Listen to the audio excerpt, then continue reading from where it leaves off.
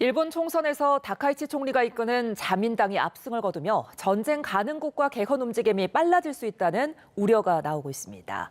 다카이치 총리의 우경화 행보가 예상되는 만큼 향후 한일 관계에도 관심이 모아지는데요. 이원덕 국민대 일본학과 교수와 함께 이야기 나눠봅니다. 교수님 안녕하십니까? 네, 안녕하십니까?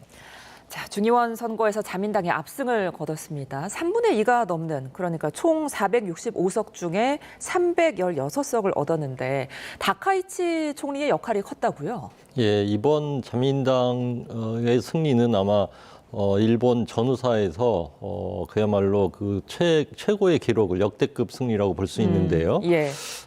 한마디로 이번 선거에서 이길 수 있게 된 비결은 뭐냐? 예. 저는 다카이치 총리 그 자체라고 생각합니다.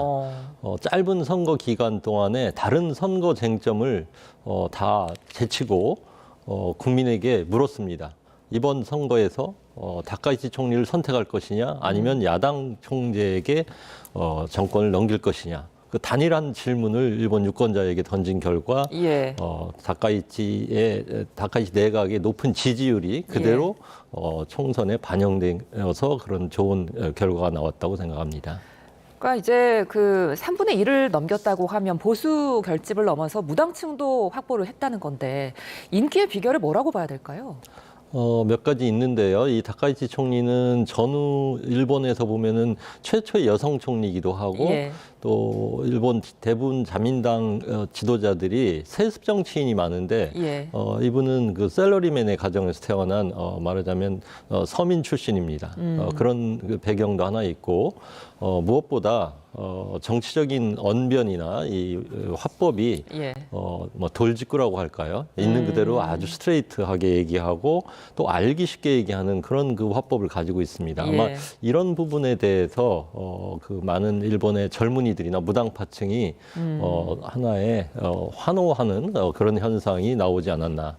그렇게 보고 있습니다. 예, 어쨌거나 지금 자민당이 압승을 하면서 개헌안 발의선인 의석수 3분의 2를 넘게 확보하게 됐습니다.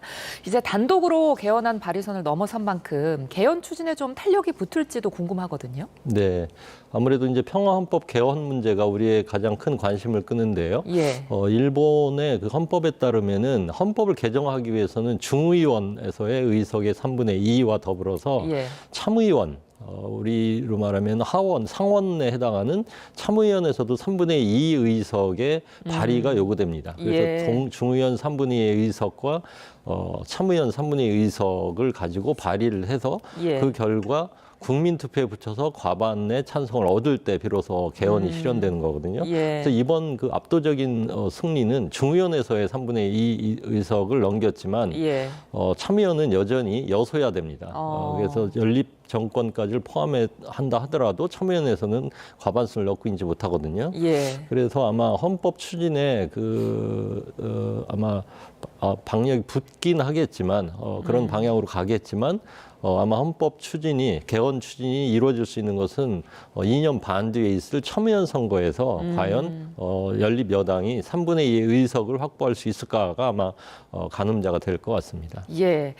뭐 곧바로 발의로 이어지긴 뭐 어려워 보이긴 합니다만 그럼에도 불구하고 이제 자민당은 자위대를 헌법에 명기를 해야 한다 이렇게 지금 주장을 하고 있잖아요. 네. 이렇게 되면은 이제 일본은 사실상 전쟁 가능한 국가가 되는 거 아닙니까? 그렇습니다. 그동안 이 평화헌법 제9조에 의해서 일본의 안보 정책은 소극 안보라고 할까요? 예. 최소한의 역할만 하는 그런 그 안보 정책을 취했습니다마는 이번 총선의 압승을 계기로 해서 일본의 안보 정책 전환에 예. 박차가 가해질 것으로 보고 아마 여러 가지 안보 관련 법제나 정책이 큰 전환점을 맞이할 것으로 보여집니다. 예.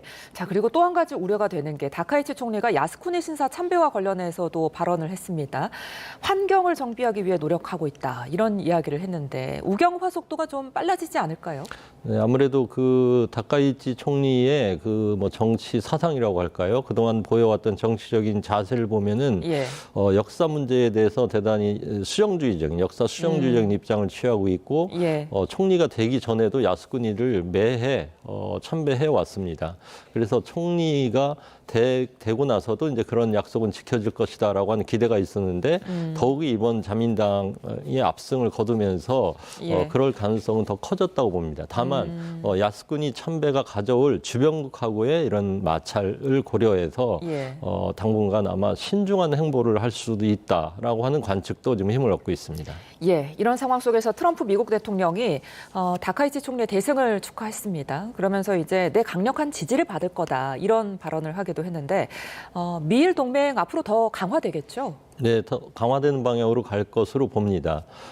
지금 3월 19일에 그 미국을 방문해서 트럼프 대통령하고 정상회담을 갖기로 예정되어 있고요. 예. 그 정상회담이 아니더라도 이미 이 다카이치 총리는 미국하고의 그 군사 동맹을 더욱 강화한다. 그리고 군사 문제에 있어서의 일체화를 더욱 가속시키겠다. 그런 공언을 해왔기 때문에 예. 앞으로 미일 관계는 더 강력한 동맹으로 지속될 것으로 그렇게 보여집니다. 예. 여기에 더해서 이제 미국이 일본의 평화헌법 개정에 힘을 실어줄지 이 부분도 궁금하거든요.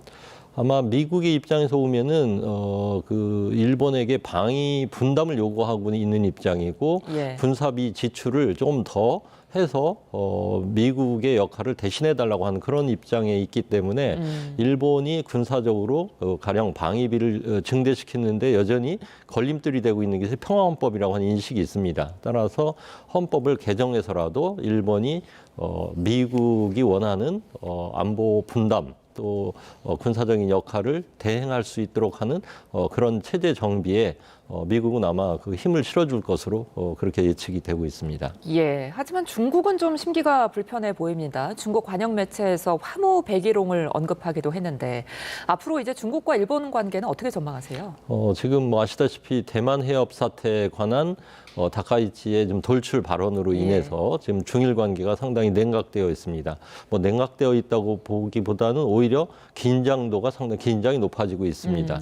아마도 일본 국민들이 중국에 대해서 단호하게 맞서는 다카이치 총리를 신임하고 지지한 결과가 되었기 때문에 아마 일본의 그런 대중 정책의 태도는 크게 변하지 않을 것으로 보여지고 따라서 중국의 반발은 더욱 거세질 것으로 보아서 당분간은 아마 중일 관계는 좀 긴장의 도를 높이지 않을까 이렇게 예상이 됩니다. 알겠습니다. 경제 부문도 좀 살펴볼게요. 지금 다카이치 총리가 중요한 선거 이후에 확장 재정 지출에 대한 우려가 높아지고 있거든요.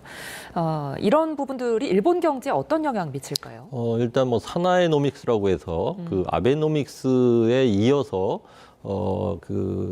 지금 이 다카이치 총리가 내걸고 있는 경제 정책은 첫 번째가 적극 재정입니다. 예. 적극 재정이라 하면 정부가 재정 지출을 늘려서라도 경제 성장을 이루겠다라고 하는 것이고 특히 전략적으로 중요하다고 생각하는 산업 분야에 대해서 정부가 적극적인 지출을 할 것으로 예상이 됩니다. 예. 따라서 정부가 적극 재정을 취하게 될 경우에서는 아무래도 그 돈이 많이 풀리는 것이기 때문에 그것이 인플레를 유발할 가능성이 있습니다. 예. 그래서 지금 일본 국민들이 가장 원하는 고물가 대책을 수립해달라고 하는 거에는 과연 이러한 그 경제 정책이 올바른 해법으로 볼 수 있는가에 대한 우려는 여전히 있는 것 같습니다.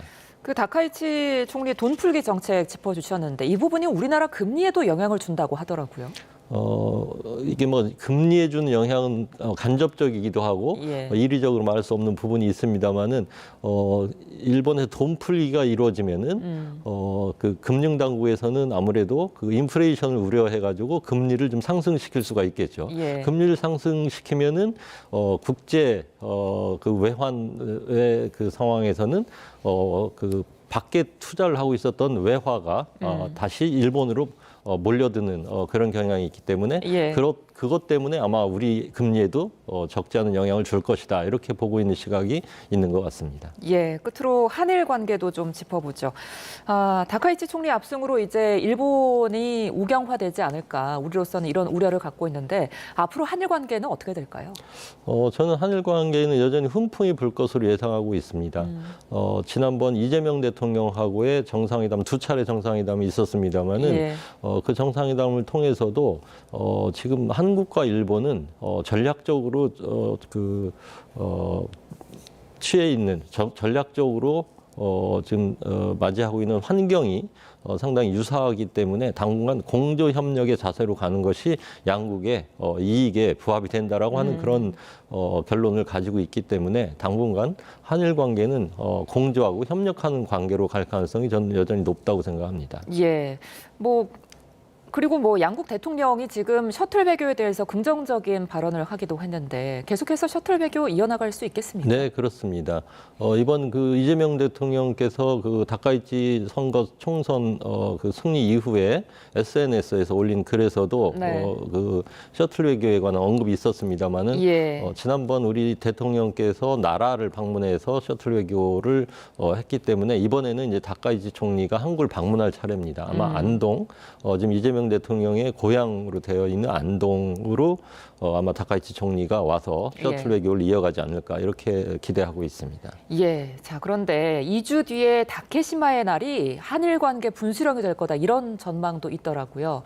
과거의 일본처럼 차관급이 아닌 장관급의 강요를 파견한다면 충돌이 좀 우려되지 않을까요? 네, 그렇습니다. 2월 22일이 일본 말로 하면은 이제 다케시마의 날, 우리로 보면은 독도의 날인데 예. 그 독도의 날 행사에 지금 다카이치 총리는 자민당 총재 선거의 공약으로 뭐라고 했냐면은 그동안 그 정무관급을 파견해 왔었는데 그 급을 높여서 장관급 인사를 파견하겠다라고 예. 공약을 한 바가 있습니다.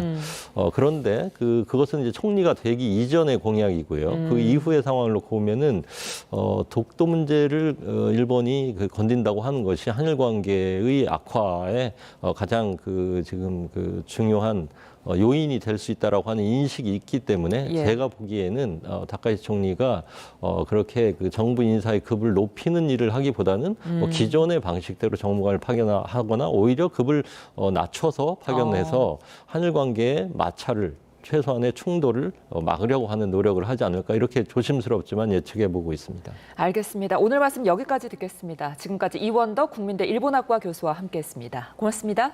감사합니다.